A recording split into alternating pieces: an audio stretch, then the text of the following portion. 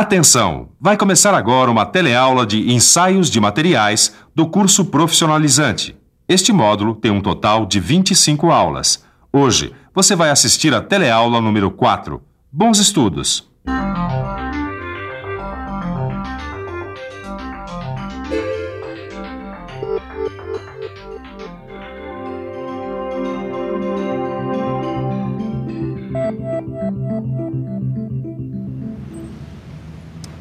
Meu amigo, você sabe de que país vem essa camiseta que você está usando? Eu acho que é dos Estados Unidos.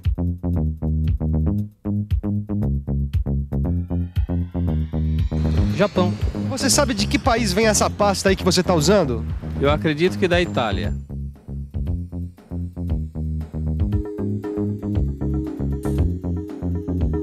A senhorita sabe de que país vem essa jaqueta? Eu comprei em Miami. Você sabe de onde vem esse lenço que você está usando aí no seu pescoço? Olha, eu acho que ele é indiano.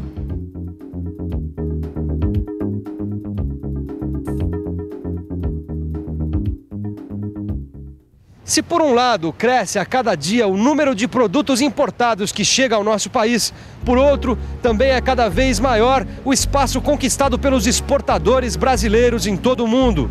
Com esse forte crescimento do comércio internacional, fica cada vez mais importante a normalização dos ensaios de materiais.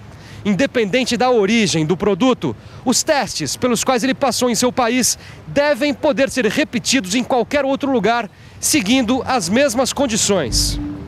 Por isso, nessa teleaula, você vai conhecer algumas entidades por todo o mundo que se ocupam das normas adotadas pelos laboratórios de ensaio.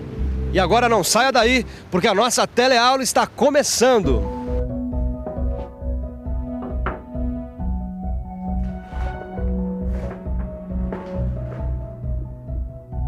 Oi, Ananias.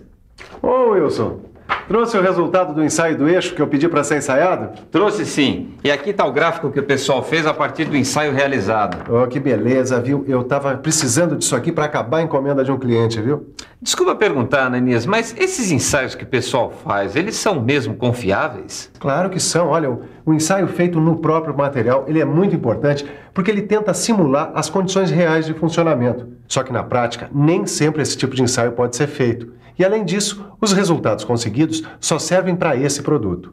E então como é que faz, Ananias? Bom, para determinar as propriedades dos materiais, independente de onde eles vão ser utilizados, é que a gente precisa fazer os corpos de prova. E esses corpos de prova são feitos de qualquer jeito? Não, porque os resultados dos ensaios vão variar de acordo com o formato do corpo de prova e com o ensaio escolhido.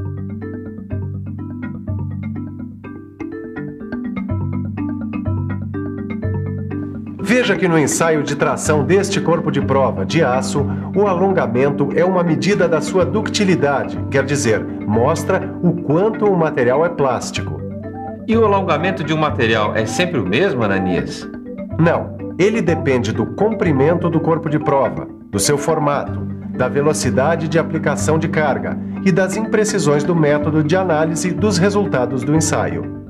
Bom, isso quer dizer que os ensaios possuem no próprio método alguns fatores de erro. E isso a gente vai ter que tomar cuidado, hein? Ah, é? Que cuidado é esse, Edgar? Na fase de projetos das estruturas, a gente incorpora um valor chamado coeficiente de segurança. E o que é que ele faz? Ele leva em conta os vários tipos de incerteza que podem interferir em toda a estrutura. Tá aí, Ed, gostei. Assim o nosso kart vai ficar mais seguro ainda. O que você acha da gente encomendar logo esse ensaio de tração para o material do novo chassi do nosso kart, hein? Vamos lá, mas a gente não pode esquecer de incorporar as normas técnicas voltadas para ensaio de tração, hein?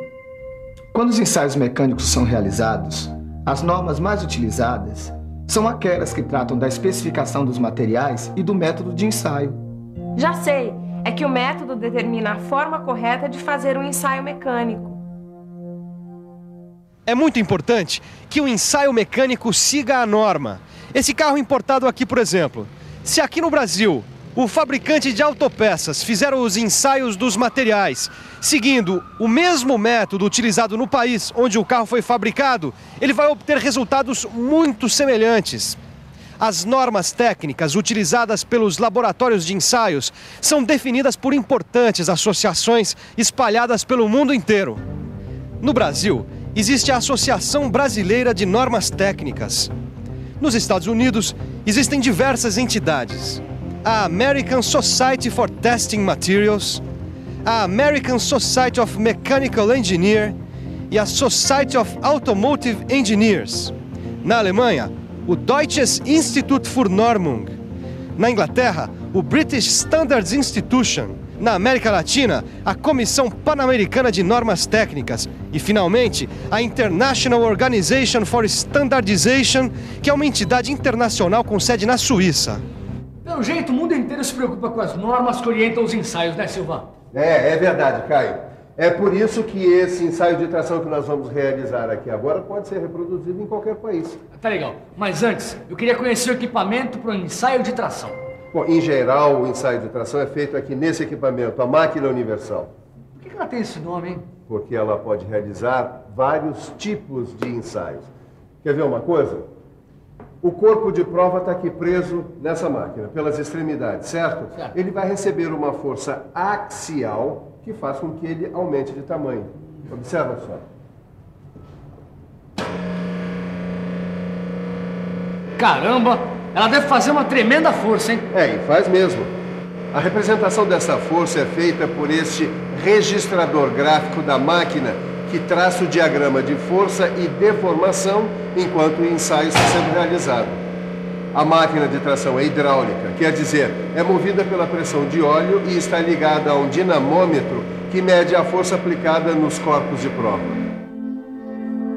E este aqui é um corpo de prova? É um dos diversos tipos possíveis. Como assim? É que os corpos de provas utilizados nos ensaios de tração têm dimensões e formas definidas de acordo com uma norma e com a capacidade da máquina de ensaio. E não existe um tipo mais comum? Existe sim, justamente esse que você está segurando é um dos tipos mais comuns, com seção circular. E este aqui também, com seção retangular. E qual é a diferença? Bom, isso depende da forma e do tamanho do produto acabado do qual foram retiradas.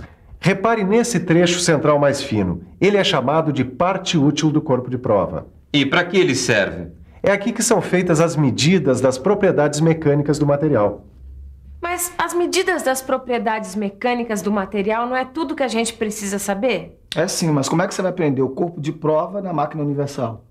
Boa pergunta, Edgar. Como é que prende, hein? Bom, por essas extremidades aqui, ó, chamadas cabeças. Elas servem para fixar o corpo de prova na máquina, de modo que a força de tração seja axial. E pelo que eu tô vendo aqui, as cabeças devem ter seção maior do que a parte útil, né? Exatamente, mas isso é feito para que a ruptura do corpo de prova não se dê nas cabeças. Agora, tanto as formas quanto as dimensões das cabeças dos corpos de prova vão depender do tipo de fixação que é feita na máquina de ensaio. A fixação pode ser feita por cunha, por rosca e por flange. Nossa, mas tem cabeça de tudo quanto é tipo. É cada uma para um tipo de necessidade, é? Caio, é que os corpos de prova foram pensados para garantir os melhores resultados. Ué, como assim? Olha aqui, repare que entre as cabeças do corpo de prova e a parte útil, existe o raio de concordância. Para que eles servem? O raio de concordância serve para evitar que a ruptura se dê fora da parte útil do corpo de prova. Tá legal. E cá, existe alguma norma para cada parte do corpo de prova ou cada um faz como quer? Não, é tudo normatizado.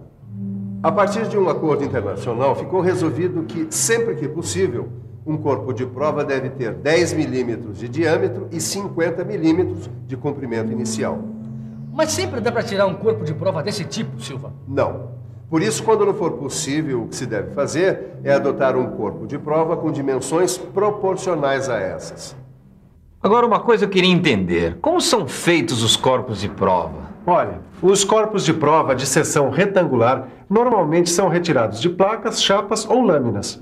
E o acabamento do corpo de prova é normalizado? Olha, a norma brasileira especifica apenas que os corpos de prova devem ter bom acabamento superficial e ausência de trinca. Só isso? Só isso. Por isso, as dimensões e as tolerâncias de usinagem seguem as normas internacionais. Isso até que surja uma norma brasileira correspondente. E se você quiser mais informações sobre corpos de prova, o melhor é consultar as normas técnicas específicas. E consultando a norma técnica específica, Edgar, até mesmo na hora de ensaiar uma peça soldada no kart, a gente vai conseguir os resultados corretos. E aí, mesmo com solda, ninguém segura a nossa máquina. Mas para isso é importante tirar um corpo de prova corretamente. Eu sei como tirar um corpo de prova, Edgar. Ah, então como é que é, sabichona? Nos materiais soldados, como essas chapas aqui, por exemplo, é possível tirar corpos de prova com a solda no meio ou no sentido longitudinal. Só que, em geral, os ensaios de corpos de prova soldados determinam apenas o limite de resistência à tração. Quer ver por quê? Ó.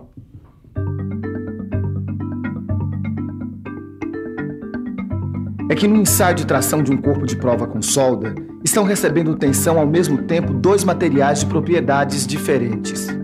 É verdade. Um é o metal de base e o outro é o metal de solda. E os valores conseguidos no ensaio não representam as propriedades de nenhum dos dois materiais, uma vez que umas são afetadas pelas outras. Apesar do limite de resistência à tração também ser afetado por esta interação, ele é determinado mesmo assim para finalidades práticas. Agora eu queria saber como é feita a preparação do corpo de prova para o ensaio de tração. Bom, a primeira coisa a fazer, ô Caio, é identificar o material do corpo de prova, uma vez que ele tanto pode ser obtido da matéria-prima quanto de partes específicas do produto acabado. Muito bem. Depois é medir o diâmetro em 2 pontos da parte útil do corpo de prova, tá? E tirar a média. Então vamos manter. Assim e assim. E depois, então, é só riscar as divisões de 5 em 5 milímetros. Tá legal.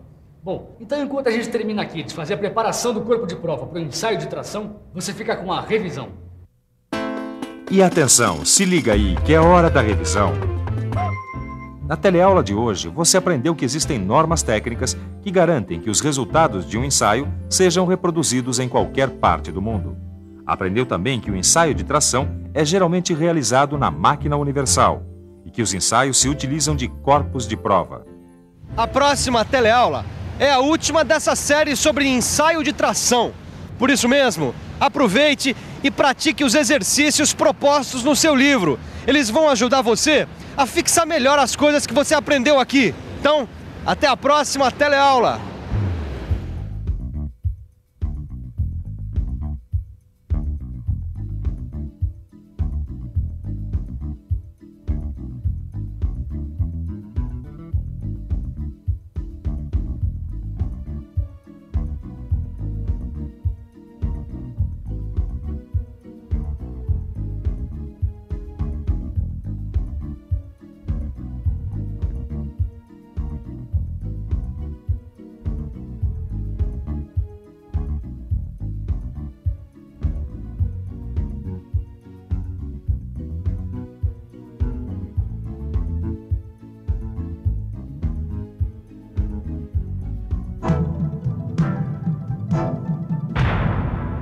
Telecurso 2000, um programa de educação do Sistema Fiesp e da Fundação Roberto Marinho.